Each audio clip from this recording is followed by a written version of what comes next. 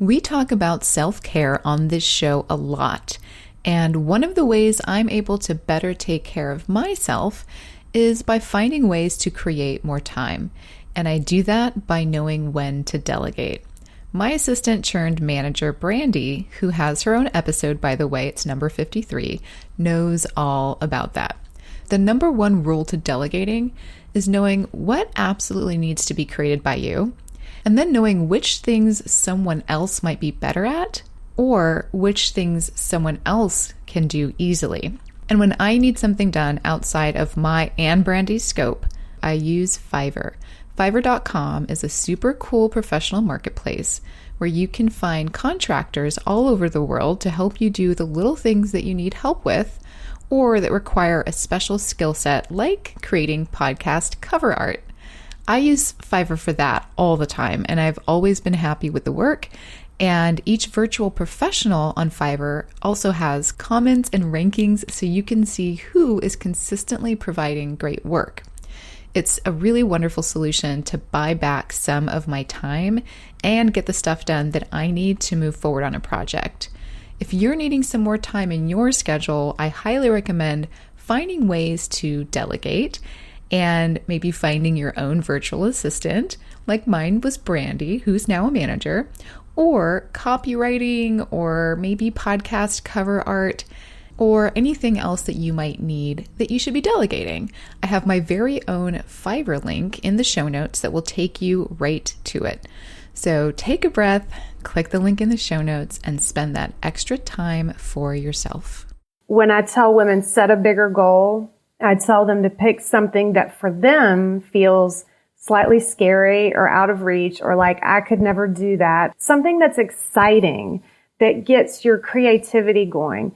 Because when you're focused on what you can create and you get that spark of creativity and joy, all of a sudden, all of your attention gets diverted from what do I look like? How awful does my cellulite look? Your whole focus is negative. So it's really important. I want women to get their joy back and their power. And then once you're living from that space, what you eat will automatically start to change. It all begins by understanding the mind. I want to be happy now. I don't care about the future. I want to be happy right now. You are not alone. You are never, ever, ever alone in this. It's helped my voice grow and given me freedom to be creative on my own. I'm Christina Barcy. Welcome to Be Bold, Begin, a podcast dedicated to you, the creative, the healer, and the innovator. The topics and conversations we have here are designed to help you discover what might be getting in your way and offer you tools, techniques, and guidance to move through them. I live in the imposter's body more than I live in my own body. I don't have to feel like I don't deserve this. This is where creativity and healing intersect. If you decide to be bold and begin, you have the opportunity to feel humbled and empowered. I totally believe that. I'm a certified Kaizen Muse creativity coach, a certified Reiki energy healer, and an entrepreneur, artist, and presenter. I will share with you my experiences, my proven tools and techniques that helped me and my clients and loved ones shift and expand in the areas they most desired. This is a gentle and open space where you will hear how others are being bold to encourage you to begin your own journey or expand the one you're on. This is Be Bold Begin. Hi, welcome back to Be Bold Begin, and Happy New Year. I want to start by saying that if you're like me and you experience the holidays this way, which for me, it's like a lot of temptation around food, eating things that maybe you don't normally eat, and maybe indulging a little more, maybe drinking a little more often than you normally do, then you are experiencing what I'm experiencing, first of all. Second of all, it also brings up this sort of guilt that comes with all of that and negative self-talk. And the fact is that it might be really prominent during this season, but it's also a cycle that can exist outside of just the holidays. And it maybe is just even more glaring during this time of the year. And then on the flip side of that energy, we have the new year, which brings in feelings of inspiration and all of this new energy to make new choices that are more in alignment with honoring ourselves and what we really want to experience. So in honor of honoring you, I thought that this would be the perfect time to talk about our relationship with food and dieting and how that all connects to the other things in our lives and maybe things that we're not even conscious of that it's connected to. So of course, I brought on an expert to talk with us today. She is a registered dietitian, a public health writer, the author of Love to Lose, Love Your Life, and Watch the Weight Lose Itself, and she facilitates change for women. And of course, she also has a personal journey that allows her to speak from her own experience. Her name is Camille Martin, and I cannot wait to dig into this conversation. So welcome, Camille. Hi, Barcy. Thank you so much for having me on. I'm really excited, and I think it's the perfect time because, yes, everyone's making their resolutions and probably not sticking with them. So I'm really excited to be here. Thank you for having me. Thank you so much for being here. And I noticed that I tend to cover this topic around this time, just subconsciously, just sort of circles in. And I'm sure it's because it's what I'm going through.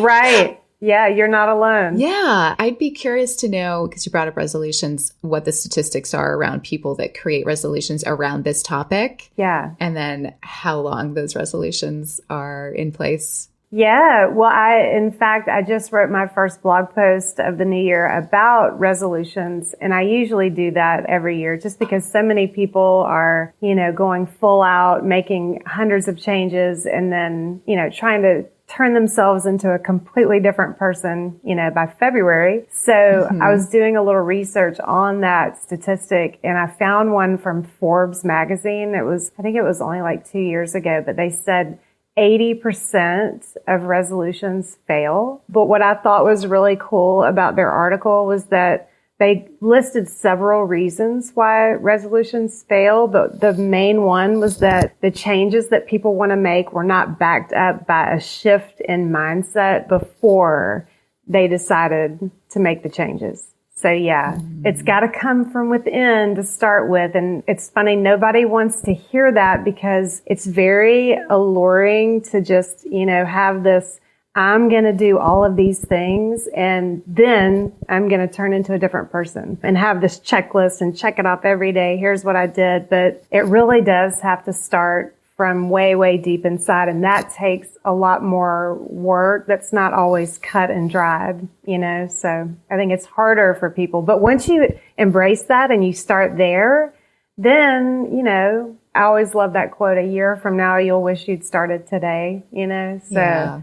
That's so speaking my language. That's exactly the way I approach everything is this inside out sort of mentality, because it's true. We live in a checklisty kind of world, especially with social media telling us, how many posts do you see a day where there's like a hack about this, a checklist for this, right? 3 steps to that, all of that. And you can still create a mindset checklist, but the work that's required right. each step takes is much longer than maybe what a checklist suggests. So it's like getting behind the reality of the long game and having long lasting change, right?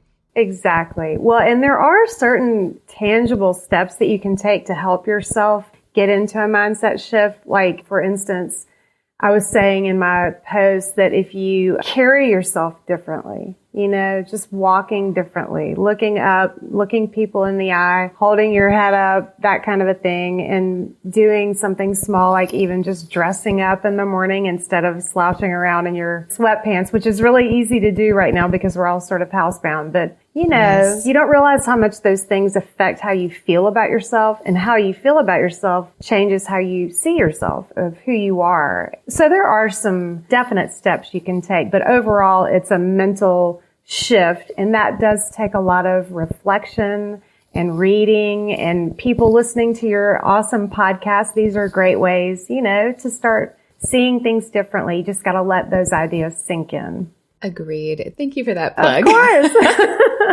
Absolutely.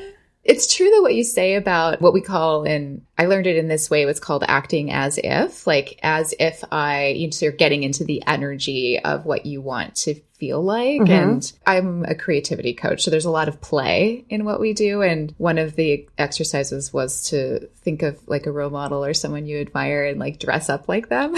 I love that. Like bring in that energy just for fun and like walk around the house or do whatever you do, and do it for as long as it makes sense to you, of course. But it's kind of a fun, silly way to make it less heavy to try to make these shifts happen. Right. Yeah, I love dancing. I put on loud music and sing and dance, and my kids think I'm a complete freak, but I do it anyway, and it makes me feel really good. It sets the tone for my day, you know. Lots of different things you can do. So, and what you just said, I love what you said about dressing up like someone. I was just making a video this morning, and I was saying that if people who are always saying, I want to have so-and-so's body, you know, I want to look like her or whatever it is, the celebrity. Well, I was just saying that imagine what that woman does that's totally different. It has nothing to do with losing weight, but like she hangs out with positive people. She reads different books than you probably do. She doesn't watch negative news. All of those things dramatically affect your outlook on life, which then trickles down into the choices you make with food. So it's all connected. That's a really, really great way to put actions through your day, like to extend that idea of treating yourself kindly by looking nice and feeling good about that, like getting dressed for the day, for example, the example you brought up earlier. But actually thinking about what the few steps are that person maybe starts their day with, or, you know, thinking about what does this person read? What does this person watch? How do they spend their time? Yeah. And trying to do one or two of those things and see how it feels and how it shifts. Yeah, that's a great one. I love that we're already jumping right into things people can do, because these are little things anyone can do at any time. Right. You just have to choose to try it. But I love that. Yeah. So thank you for that. Yeah, sure. We can jump right into your methodology, because from what we talked about before this conversation was that you don't focus on dieting to help women, specifically women, right? Lose weight, because they come to you with that goal, right? So how does creating a bigger goal outside of just losing weight work for this goal that they show up to you for, which is the weight loss and the how we want to look and feel, I suppose. Right. Well, first of all, diets don't work. And it happens over and over again that when I meet with a new client, a lot of the time, you know, they're expecting me to tell them what to eat. And I say, no. We're not going to start with what you eat, because it's more important the way that you're eating, the way that you're using food for the weight to keep showing up. So most of the women I work with eat emotionally, and that, of course, what you eat is ultra important. And I definitely recommend making changes there too. But I don't give people instructions on or menus, here's what you do, because that misses the whole point of why we're using food in the first place, to fill ourselves up. So that was sort of to get to the goal part. Setting a bigger goal, a goal that has nothing to do with losing weight or what you look like, is so important, because what happens when women diet and fail over and over and over again for years, and I did it too, for like 25 years, I tried to lose these same 10 pounds. I mean, for 25 years. And I'm not alone. I mean, women are doing it everywhere. And it's like, after that long, or even if it's 10 years, and you're trying and failing and trying and failing, you feel like there's something wrong with you, that you just don't have what it takes, or you're out of control. Your confidence literally gets flushed down the toilet. And after a long time of this, your confidence gets chipped away to the point where you feel incapable of doing other things in your life. You start putting your life on hold. You know, I'm going to wait. Once I lose the weight, then I'm going to do this. Well, even if you finally do get the weight off temporarily, you're not going to feel like doing those things anyway, because you're living from such a place of smallness. Like, trying to just lose weight is dumbing yourself down so much that it's not just a disservice to who you are as a spirit and a woman and a powerful person and entity. It is such a slap in the face to who we really are, to waste so much time and effort trying to perfect ourselves from the outside in. When I tell women set a bigger goal, I tell them to pick something that for them feels slightly scary or out of reach, or like, I could never do that. And for some women, it's, you know, do a 5K. For some women, it's, you know, I want to speak a foreign language. Something that's exciting, that gets your creativity going. Because when you're focused on what you can create and you get that spark of creativity and joy, all of a sudden, all of your attention gets diverted from what do I look like? You know, how awful does my cellulite look? I look so disgusting. I'm so horrible. I'm going to try not to eat this. Your whole focus is negative. So it's really important. I want women to get their joy back and their power. And then once you're living from that space, what you eat will automatically start to change. I mean, first of all, you're not going to be sitting around going, I'm going to try not to eat ice cream in front of the TV tonight, because you're going to be busy and excited doing something else. Wow. So thank you. That was actually, I feel, a really succinct way to explain what can be a big process. Right. With these small steps that you take, aiming for something that brings more joy than this idea of weight loss does not feel joyful. That's a really good point. Yeah. It doesn't come from a joyful place like, oh, I'm excited to look better. It doesn't have that energy to it for some reason. Right.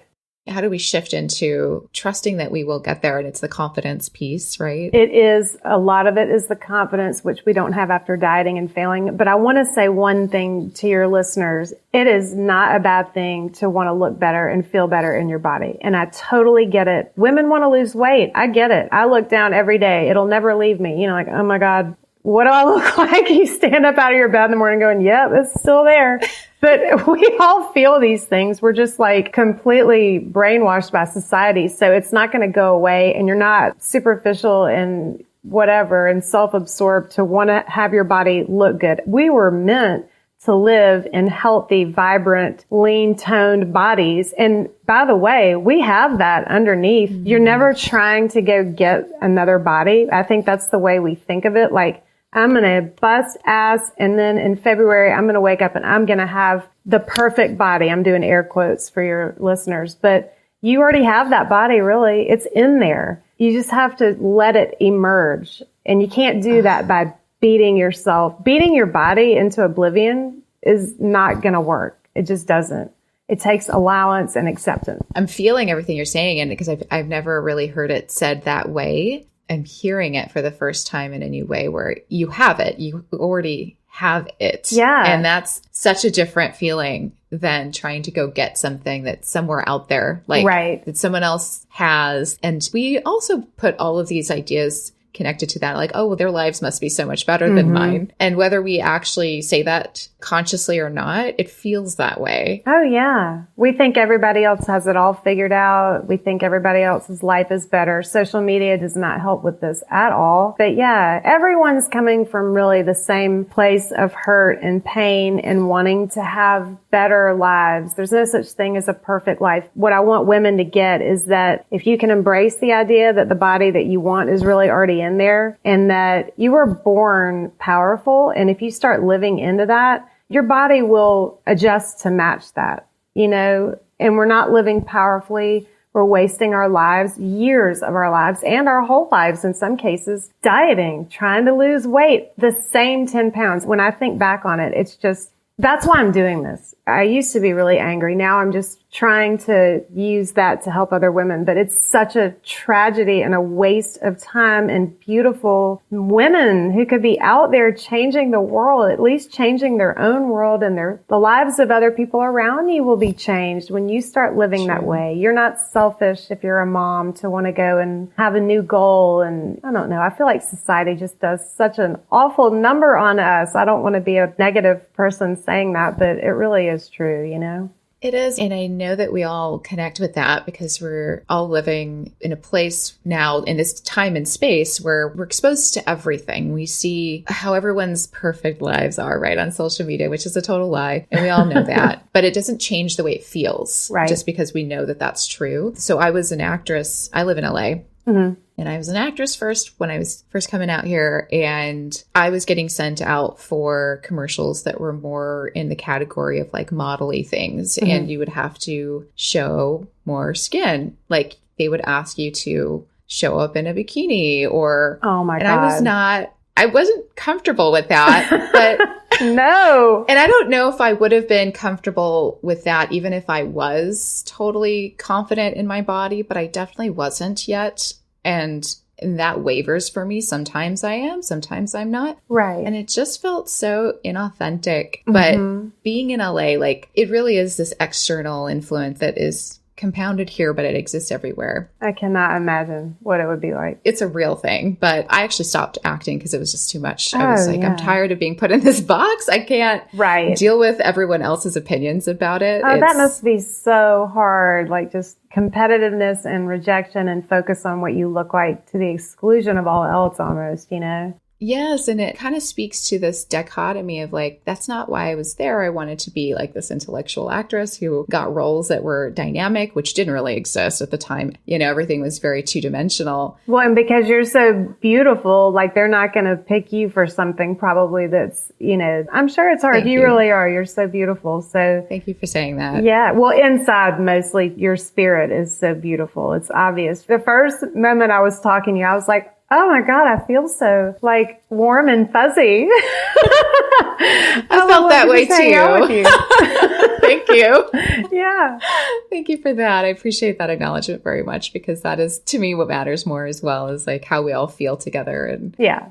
I want everyone to feel like uplifted and in their best selves all the time. Definitely. Or as much as possible. You can't always feel like that. Right. I know that. But I feel the same way. I loved chatting with you on the phone before we jumped into this. It was just really easy and really nice. Yeah. Well, I could go on for days and days. 1 hour is just not enough because I could talk for 10 hours about all of this stuff. But yeah. Yeah, same. I love these types of conversations because I feel like, number one, they're so relatable, which is what I'm getting at with this question. And, you know, the mindset stuff is really where the shifts happen and stay. It's where the change really is long lasting. Mm-hmm. But I wanted to ask you, you know, how do we manage all of those external influences when we're trying to make this kind of a change? That is such a tough question because, I mean, you just can't get away from it, you know, honestly.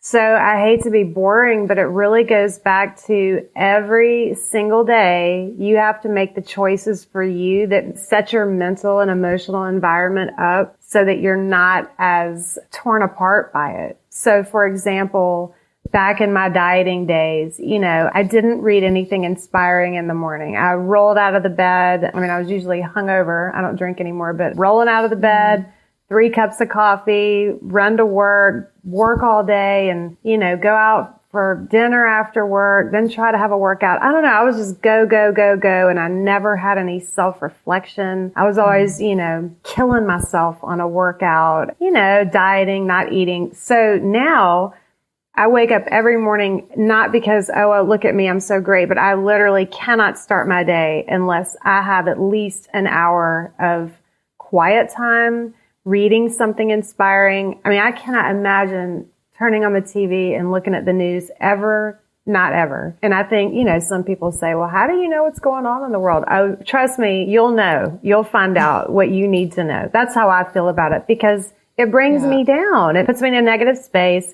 But then just real quick, as far as negative influences about your body, social media is, I love social media, but like if you're following people who are like fitness models and you're trying to get tips on how to, you know, exercise better, that's great, but just don't inundate yourself with it. If you're looking at pictures of women who have, you know, the perfect body or whatever, or, you know, there's a lot of information on you have to eat clean or, you know, there's crazy stuff like don't eat nightshade vegetables, all of this crazy shit. It's like, stop it. You know, it's like, it's just food. Why don't we focus on inside first? But it's hard to escape all of those influences about what we are supposed to look like as women. And it's just, I wish there was going to be like a new revolution of, I'm 52 and I feel the same as I did when I was 16 years old. You know what I mean? Like on the inside. And it's crazy because all of a sudden now it's like you're almost like washed up and thrown away. You know, like if you start to get, I mean, I have wrinkles, I have gray hair, I color my hair, whatever, but it's like you keep getting these messages of like, you're on your way out, you know. Yeah. I hate all that 50 is the new 30 and whatever, but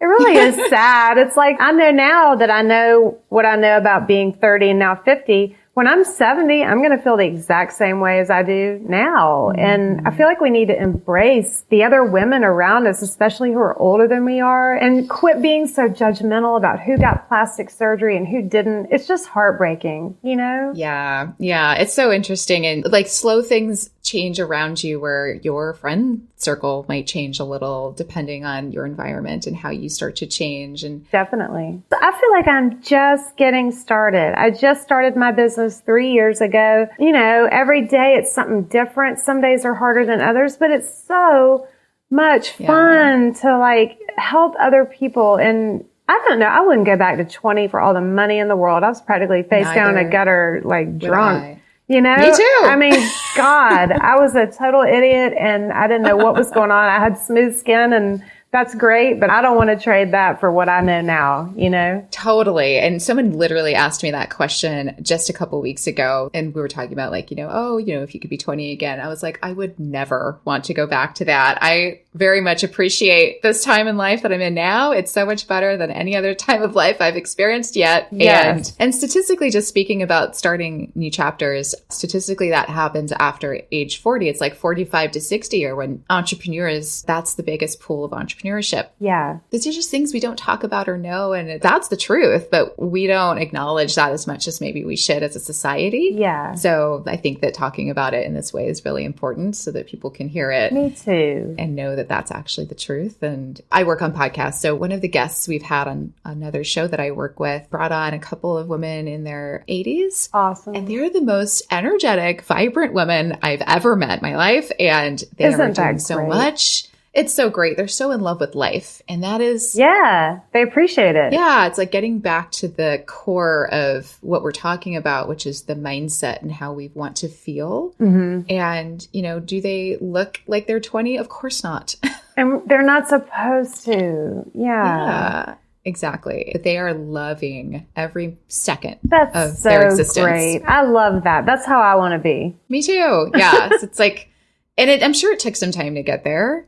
Like it does. Yeah. For all of us, we all have a different journey about when we want to wake up to that. It's uncomfortable. It's a lot of work. Yeah, it is. It's interesting when you think about it that way, because we want these things, but what's required to acquire them or to reveal them to ourselves, I should say, it takes some work that maybe we don't really want to do. Yeah, no, it's the hardest. It's the hardest work because everyone wants me to give them tips. How much of this should I eat? And that would be easy for me to give and say, here you go on your merry way and good luck with that. If you're able to stick with it, then you lose weight. And if you're not, you're a total failure and you won't lose the weight. Oh my God. When I say get out your journal, people are like, please don't make me journal. And I'm like, let's call it something different. Like just get a notebook. And when you're just sitting like in the carpool line or whatever, just write something. It doesn't have to be anything special, but you will be shocked at what comes out on the page if you just start writing. It's just cathartic. It's to get it out. You're not writing essays and you're not, no one's grading your paper. It's stuff like that. And when people say meditating, I swear to God, Barcy,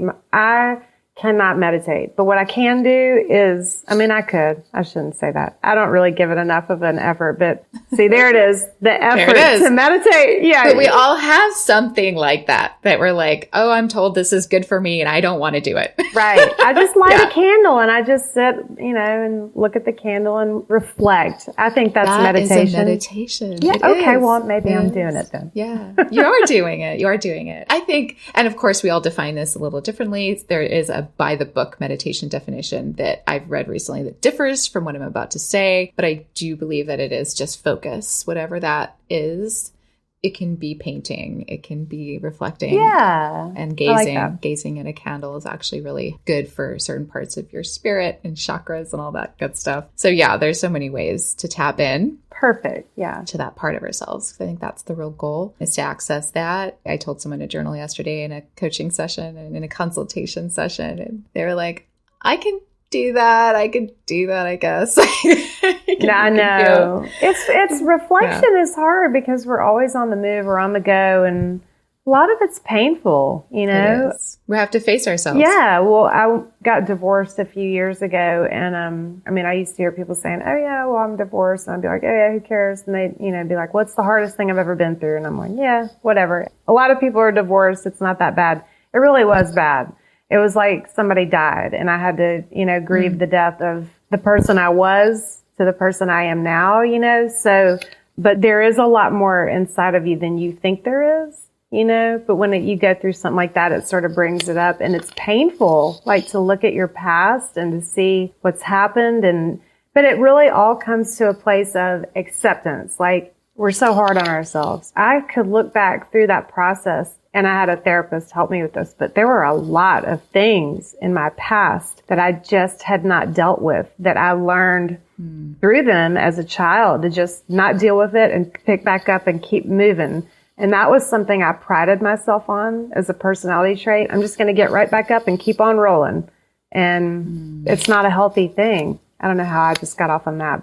No, that's great, actually, because I want to ask you about your background and your journey and how you came upon this realization of how to treat transformation around this topic differently. Can you share kind of what life was like before? I know we've touched on it here and there through the conversation, but yes, a little more on your journey, if you will. Definitely. I started dieting when I was 12.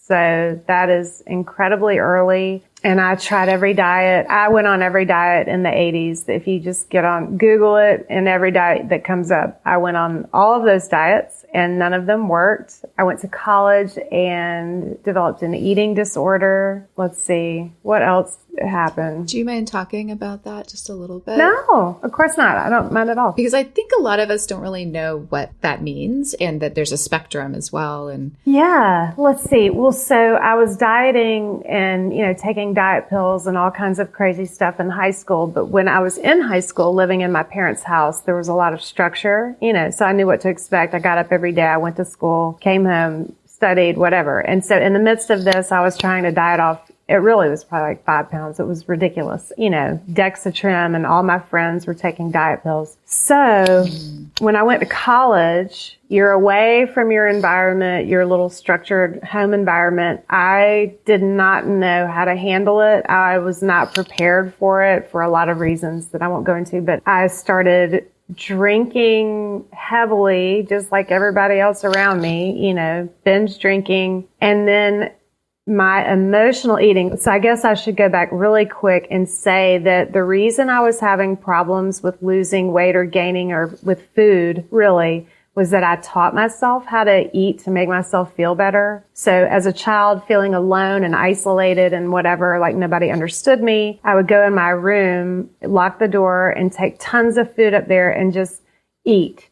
And it made me feel better. Like it was the act of eating made me feel better. So when I got to college, all of that stress led me right back to that place of I'm miserable. I don't know how to handle it. And so I would eat. So I would go through a drive-through, get a ton of food, go to my dorm, and I would eat. And because I wasn't exercising anymore and I was, hanging out and getting drunk with my friends, I was very inactive, and I gained probably almost 20 pounds. So I'm 5'3", and it was like, I came home for Christmas and my mom and my dad were like, oh, honey, like what happened? And it was terrible. It's not funny, but it was awful. I was devastated. I felt worthless.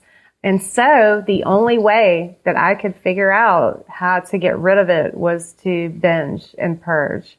So I was bulimic probably for 3 years, like most of college. So what I would say about that, though, is that really it was a lot of self-hatred, a lot of shame. It was desperation. I don't know. It's a very isolating experience to be bulimic, because you have to hide that you're eating all that food. Then you have to hide while you go into the bathroom. One of my friends figured it out, and she started doing it.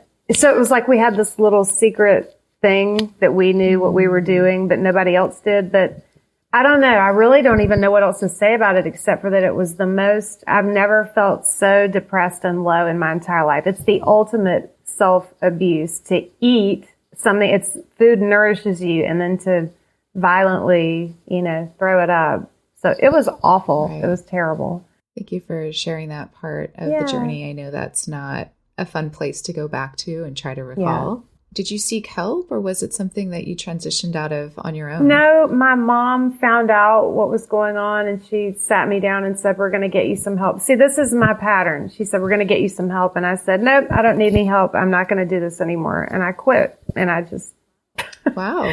That's my personality kind of, and it's actually not a good thing, because that's what I meant earlier. Like I haven't up until like recently dealt with a lot of those things, So I think going back to it, what I really needed to deal with was why I was using food to fill myself up. And now I know why. I've done all the work. And now what that allowed me to do is to love myself, to feel bad for my little preteen self, and to say, it's okay. I'm not worthless and weak. I used to say, why can't I just lose weight? And it's like now, no wonder I was using food. I was treating myself in such an awful way mentally. It's just all a cycle. So you got to go back and say, if you're having a hard time losing weight and you feel shame about it, you need to go way, way, way back and think about, like, when did you start using food? I think we tie shame to our eating habits. We shouldn't do that because you're not going to ever fix it if you don't go way back. Yeah, Yeah, that really resonates because I think that we all have things connected to our young person that we sometimes don't consciously know how it's manifesting in our adult lives now. And this was definitely one of those things, our relationship to food, whether it's good or bad. I think it's connected to how we felt when we were young. And do you feel like that for you was a process of kind of forgiving and loving that young person? Yes, absolutely. I really was alone. My family's wonderful, but I was definitely alone, left to my own devices. I didn't have a lot of emotional support or, just people physically were there, but not engaged with me. So, that's okay. They did the best they knew how to do, but it's a lot of forgiveness. Yeah, definitely. But mostly to know that no matter what I look like, no matter if I gain a little bit of weight or lose weight, if I feel like I've lost weight and I look great, that doesn't have anything to do with who I am. And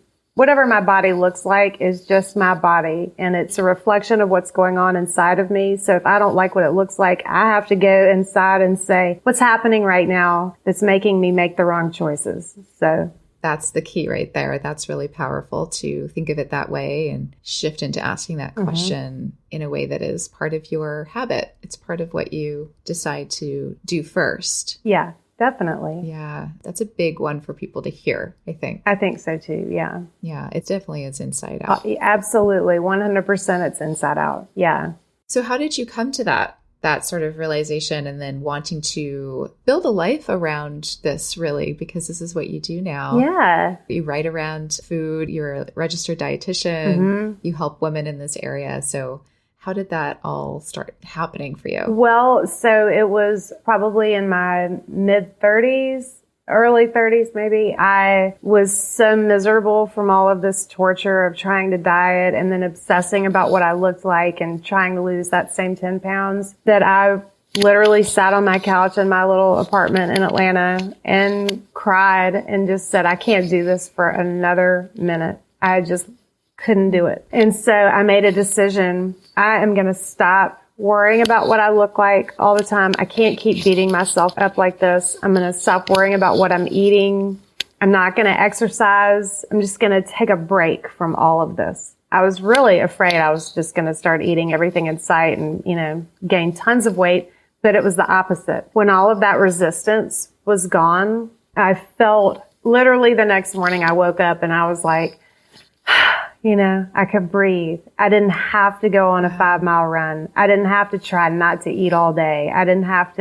None of that was in my headspace anymore. And I didn't know how long I was going to do this for. I just said, I can't do this anymore for now, at least. And so what happened is that I allowed myself to eat whatever I wanted to eat. But what I decided to eat, my normal patterns of sitting in front of the TV with ice cream, I would sit down and I would be like, well, eat a little bit. And I would say, this really isn't even that good. I don't know why this was like so compelling before. So I would just stop eating it. And I started experimenting with cooking, where I used to say, I hate to cook. I don't know how to cook. I got really excited about food and cooking a little bit. I mean, mind you, it was not 5-star chef, anything close to that. It was just fun. Like, I'm going to get in my kitchen and make a meal instead of, going to get fast food or whatever. And then I started saying, I want to learn more about how food affects my body. So I went down to the university in Atlanta after work at night. I took a nutrition class and I loved it. And then I just kept going. So that was the piece about setting a goal. Once I got into this, I'm going back to school. I'm going to get another degree. I was so supercharged about my life. And then I started running. I signed up for a 5K, a 10K, a half marathon. And then I ended up doing 4 marathons, where before it was like I just had to force myself out the door to go on a run. But it was just all of this, inspiration around me that I was generating excitement and enthusiasm. And with that combined with no resistance of dieting and starving and restricting and fear-based relationship with food, all of that conspired literally within probably 30 days. I mean, maybe not quite that fast, but I never had to worry about it again. The weight came off. I was just dumbfounded. Wow. I was like, what in the world? It was that easy? And that's the point. We're making it so hard that we're keeping the weight stuck to our bodies, Oh my gosh. Anyway, yeah, setting a goal. And then I got excited, what if I wrote a book? This was years ago, and now, it's 20 years ago, but I really didn't go full force with it until I was right before I started my divorce process, which is not a coincidence, because I was starting to realize, this is not how I want to live my life. I don't want to be in this kind of a relationship for the rest of my life. And so as I started to make those internal shifts, my marriage fell apart, it ended, and I'm happy that it did end. And then I started my business, and I feel like a totally different person, but this can happen for everyone, Right. Maybe should we say that one more time, that you're keeping the weight stuck to your body with all of the resistance we're generating, you're keeping it there. Just let it go.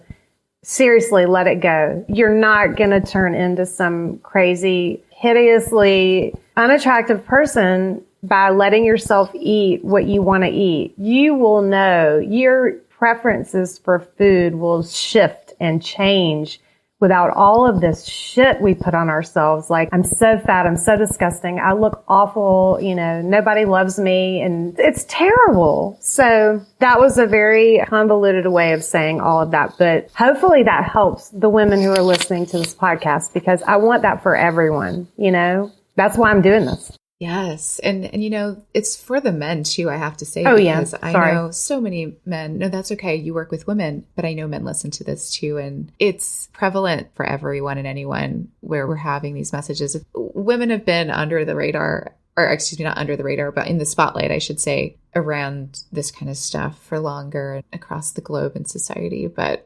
men don't get to talk about it because we're taking all of that spotlight. So I just want to give them some of that too, because they have their own journey of emotional, where men are not allowed to talk about their emotions. It's starting to change. I want to make just a little space for them too, because we all have a body. We all have a childhood. We all have these emotional experiences, and luckily women are creating space to talk about it. And I think we all grow as a group, male, female, whatever, when everyone is doing the work. That's true. So I just want to make a little nod towards the men too. This is for them too. Yeah. I want them to hear it for themselves as well. I totally agree. Yeah. And so I say that because when we say women, it's because we are talking through the lens of how you work with women, but the message is for anyone. It's for everybody that it lands on. It's scary because I'm a person who has we have a similar journey in that I am always worried about those 5 to 10 pounds. And I wasn't fat as a kid, but I was commented on as if I was. Ugh. And that stuck with me, and that was not fun. And I hate that. Unfortunately, yeah, it was horrible, but it happened at such a young age with my friend group that it's hard to shake that for me as a young person. I didn't understand the concept of lying or being mean. It just didn't make sense to me at all. So if someone said something to me or said anything at all, I took it as truth. Yeah. It must be true. And I think maybe a lot of children feel that way, but I was conscious of the fact that I thought that way, and that stuck with me. And so fast forward to the LA experience and having, strangers comment again on what I should look like is such a strange experience to be in. And for me, I just removed myself. So that's what I tend to do. It's what can I just get rid of? Thing that you did. Actually, my brother used to live in LA, and I went out there one time, and I swear to God, I thought I looked really cute. And then I sat in some sort of coffee bean tea leaf place, and the women that walked in there, I was like, I feel like a troll. They were They were like decked. I mean, they weren't decked out, but they all had on like their yoga pants and their blowout. Right. And I was like, oh my God, I have to get out of here. If you want to feel bad about yourself, go to LA. Yeah, right? it's I'm so just interesting. kidding. And even like from city to city is so different. Like how we're received, how I've noticed I'm received from place to place, just from like 10 miles away versus like, Yeah. it's so interesting. But all that said, it's like, that's my external environment. I cannot control it. Right. I'm not supposed to. That's whatever that is. And it's really about that, like me going back and dealing with that little girl who got those comments and no one telling her that that wasn't the truth. Ugh. And that's just some stupid kid's opinion. I know. Well, it's so hard. We all do that when you're little. You're just like a blank slate, and anything anybody says to you, or even not even directly, but the way, the vibe that you're getting, it changes.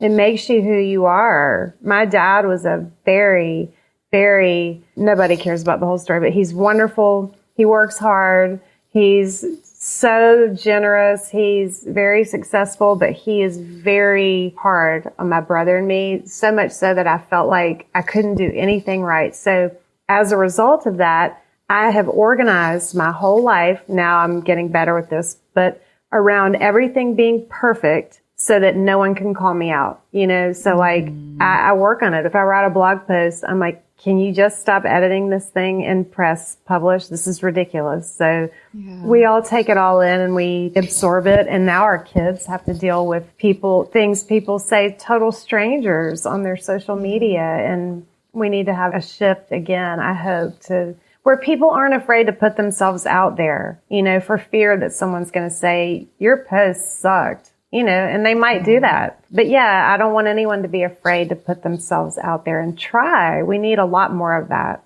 Yeah. And I think it's hearing conversations like this where we're talking about all of the sides of it. You know, I struggle with perfectionism as well. So I try to talk about things that don't feel comfortable. Like, you know, I don't talk about this very often, that I am constantly thinking about my weight still, because it's still in there. It's still there. Yeah. And me too. You know, right. So here we are with the tools, right? Mm-hmm. And we're using them, but yet it's still a process. Yeah. We're still human beings. Yes. There's always more things we can do to stay in the process, and life changes, circumstances changes, all of these things that will influence how that looks from moment to moment. But we can definitely empower ourselves to have more confidence and focus, and know when to shift the focus. I think what you just did is so brilliant, because you admitted that you struggle still. And here you are with your own podcast.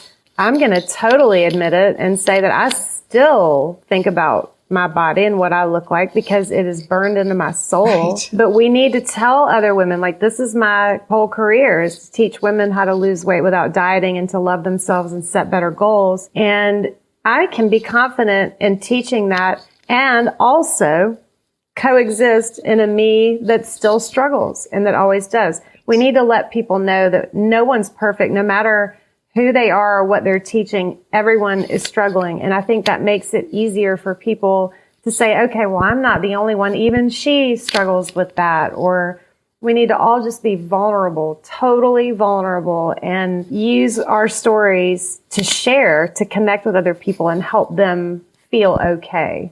Yeah, I love that you did that. Thank you. Thank you. I do think the normalizing helps us take the sting out of feeling, it's such, like you said, it's so lonely. Mm-hmm. Earlier, when you were talking about your journey, there's moments in it that can feel so isolating. Yeah, definitely. And it's a lonely process because there is so much shame about this issue particularly. And I do think the normalization part is so important. And I really am grateful that you are willing to talk about it from that perspective also, that it's a journey that you're still in the process of too. And you can still live in your power and help other people at the same time. And I actually think that fuels the power, honestly. I think when we have an experience, you know, it makes it a bigger impact because you can talk through your own experience. Yeah, definitely. And pretending to be somebody that you're not is not living in your power. Right. And then you being authentic, 100% authentic, helps other people be authentic. Yeah, there's too much hiding behind whatever we're putting out there on social media. Well, I mean, it's just hard. I feel compelled to put a bunch of filters all over my pictures too. I'm not going to lie. It's just hard. You just want to, I don't know. It's all a journey for all of us, and the journey never ends until you're no longer here on this earth. So let's just all be kind to each other and agree that we're all on a journey. We're doing the best that we can, and just put yourself out there as much as you can. At risk feeling vulnerable and risk that people are going to criticize you, and put yourself out there in all of your glory and your power. And I swear to you, you will never have to worry about losing weight again. And even if you don't lose the 10 or 20 pounds, you aren't going to give a shit about it if you're out there like kicking ass and taking names and doing something that you love and you're passionate about, or at least you'll care less. Totally. Yeah, I love that. Sorry for all the cursing, but I get fired up about it. It makes me really mad. That can be good energy, though, to put into the message. So I respect that. And don't worry, I cuss like a sailor. They know me here. It's fine. I can't picture that, but I love that you do. I know. It's a funny irony that exists. Yeah. No, that's great, though. Sometimes a good F-bomb really just cuts through right there and gets your meaning across. The message sometimes. Yes, yeah, exactly. So I feel like we covered it, but I do want to give you the opportunity to answer this question. Mm-hmm. If there is just one takeaway from this conversation you would like a listener to walk away with, what would that be? One takeaway is, please do not waste your one precious life here on this earth with all of the gifts that you were put here to express and to live in the joy and the power that you were put here. This is not just, me saying all these, catchy phrases or whatever. It's true. You're born powerful, all powerful. You learned how to feel not powerful, but you are. Please do not waste one more minute of your life obsessing about what you look like, and for sure, dieting. Just let it go. Start today from square one, from step one, and keep taking baby steps, and you will eventually just shock yourself of who you really were born to be. Yeah, that's what I would say. Oh, that's beautiful. Thank you for that. Yes. I feel that. Yeah, I feel it too. That's what I'm living in now. And I feel so joyful and grateful and happy that I'm finally at this place and getting better all the time. Yeah. Right. Yeah. There's so much exponential height you can get to, right, with your power as a person. And there's always more light you can let in. So thank you for saying that the way you did. Yeah. How can we connect with you? Yeah. Well, my website is CamilleMartinRD.com, and I'm on Instagram. I think all of my handles are just Camille Martin RD. Now, it might be Camille_Martin_RD. I need to get them all the same. I'm clueless when it comes to social media sometimes. But yeah, you could go to my website and find all of the stuff there. And if anybody has a question about anything, even if it's food related or whatever, I'm here. You can email me anytime. I'm just here to support any woman who is struggling with any of these things. So let me know. Amazing. And I will put all of your handles in the show notes so we don't have to worry about where to find it. Awesome. I have you on Instagram, LinkedIn, Facebook, and your website. So that is what I will post for you. Yeah. And for the listener. And just thank you so much. I'm so grateful for this conversation. It was really, really refreshing and lovely. Well, thank you for having me. It's easy to talk to you. And yeah, I loved everything about it. And I look forward to keeping in touch with you. And thank you, everyone who's listening, for your time and listening, and to me talk incessantly about my life. We need to know. Okay, good. I hope so. Thank you. Thank you for listening to People Begin. We hope that these episodes are helping inspire and empower you to take your next steps towards whatever you're thinking of creating. And if starting a podcast is what you're thinking of creating, then I would love to have you in my brand new private Facebook group, Unleash Your Podcast Niche, a podcast learning community for the aspiring podcaster who cares about creating an authentic message and making an impact with podcasting. Join us for live opportunities with me and meet other creatives like you who are at the same stage. There's a link in the show notes to join us. Happy creating.